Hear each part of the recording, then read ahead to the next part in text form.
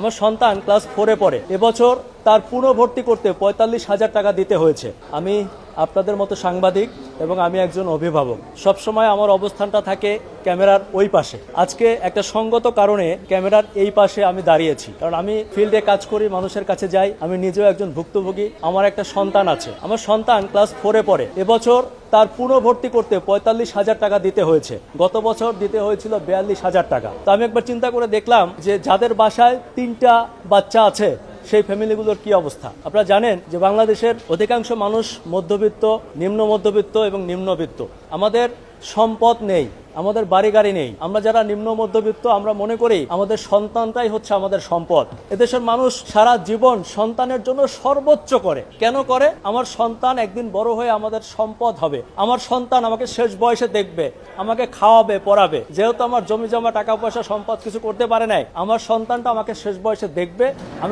আমি আমার সর্বোচ্চ দিয়ে মানুষ করতে চাই। আর ঠিক এই টেন্ডেন্সির কারণে আমাদের মধ্যবিত্ত, নিম্ন মধ্যবিত্ত পরিবারগুলো একেবারে রাস্তার ফকির হয়ে যাচ্ছে তারা পড়াশোনা তো করাতে গিয়ে। আমাকে কেউ কেউ বলে যে ভাই, ভালো প্রতিষ্ঠানে শিক্ষা গ্রহণ করার দরকার কি? এটা আমাদের একটা মানসিক শান্তি বা মানসিক তৃপ্তি যে আমরা চাই আমাদের সন্তানটা ভালো জায়গায় পড়ুক। আপনারা দেখবেন যারা বেশি নিম্নবিত্ত, যারা বস্তি লেভেলে থাকে, পাইপের মধ্যে বসবাস করে, আমি দেখছি তাদের বাচ্চাটাকেও সুন্দর ফিটফাট ভাবে একটা স্কুল ড্রেস পরানো হয়। মধ্যবিত্ত বাবাদেরকে আমরা দেখেছি যারা ভ্যান চালায়, রিক্সা চালায়, গাড়িতে সুপারভাইজার, হেল্পারি করে, বিভিন্ন শ্রেণী পেশায় যারা আছে, দেখবেন তাদের শার্টের অবস্থা কি, ছিঁড়ে গেছে, প্যান্ট ছিঁড়ে গেছে, কিন্তু তার বাচ্চাটাকে একটা ভালো পোশাক দিচ্ছে।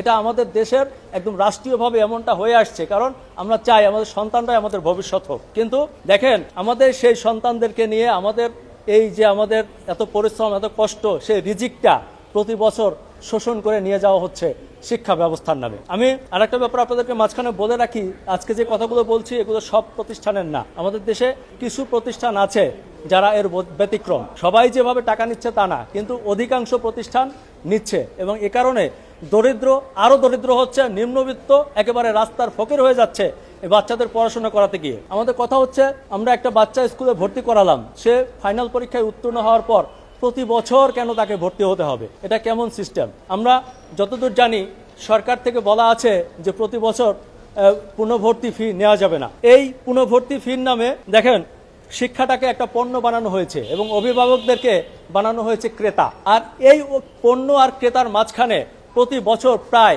10,000 কোটি টাকার একটা বাণিজ্য তৈরি হয়েছে বাংলাদেশে। এটা আমরা চ্যালেঞ্জ করতে চাই, এবং সেই চ্যালেঞ্জ করতে গিয়ে আমরা দেখেছি যে সরকার কিন্তু ইতিমধ্যেই পদক্ষেপ নিয়েছে, এবং সেই পদক্ষেপের অংশ হিসাবে গত 23শে নভেম্বর 2025 তারিখে সরকার একটি প্রজ্ঞাপন দিয়েছিল, যার নাম্বার হচ্ছে 000724400022562।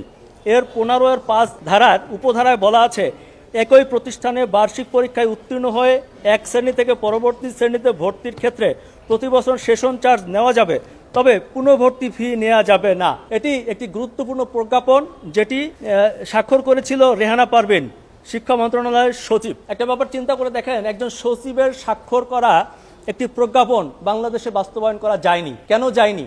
এটার পেছনে কারা দায়ী, কারা এটি বাস্তবায়ন করতে দেয়নি, সেটা আমরা আমাদের রিটে উল্লেখ করেছি। দেখেন এভাবে যে 10,000 কোটি টাকা প্রতি বছর বাণিজ্য হচ্ছে, এভাবে চলতে পারে না। আমরা তাই বাংলাদেশ আইন ও অধিকার এইড সংগঠনের পক্ষ থেকে আজকে মহামান্য হাইকোর্টে আমরা একটি রিট পিটিশন করেছি জনস্বার্থে, যেখানে স্পষ্ট আমরা 3টি নির্দেশনা চেয়েছি।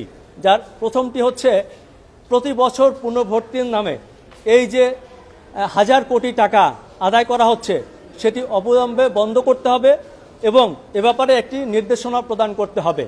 দ্বিতীয়ত হচ্ছে, যারা এবছর অলরেডি পুনর্ভর্তি হয়েছে, হাজার হাজার কোটি টাকা দিয়ে যেসব প্রতিষ্ঠানগুলো এই টাকা নিয়েছে সেই টাকাগুলো ফেরত দিতে হবে, এ ব্যাপারে একটি নির্দেশনা প্রদান। এবং সর্বশেষ আমরা মহামান্য হাইকোর্টের কাছে যেটি চেয়েছি সেটি হচ্ছে, সচিব রেহানা পারভীন স্বাক্ষরিত যে প্রজ্ঞাপনটি হয়েছে সেটি বাস্তবায়ন করতে হবে এবং একটি আলাদা স্বাধীন মনিটরিং সেল গঠন করতে হবে এবং এটি প্রতি বছর মনিটর করতে হবে। আমরা মনে করি আমরা যদি সবাই সচেতন হই তাহলে শিক্ষাক্ষেত্রে এই যে বাণিজ্য আছে সেটি বন্ধ হবে এবং শিক্ষা পণ্য হবে না, এটাই আমরা চাই। এ ব্যাপারে আমরা সর্বোচ্চ আইনি যত প্রসেস আছে সেটি আমরা অনুসরণ করে সামনে এগিয়ে যেতে চাই। সম্মানিত সাংবাদিকবৃন্দ, আপনাদেরকে অসংখ্য ধন্যবাদ। Stella featuring next level. Well done, side by side, free.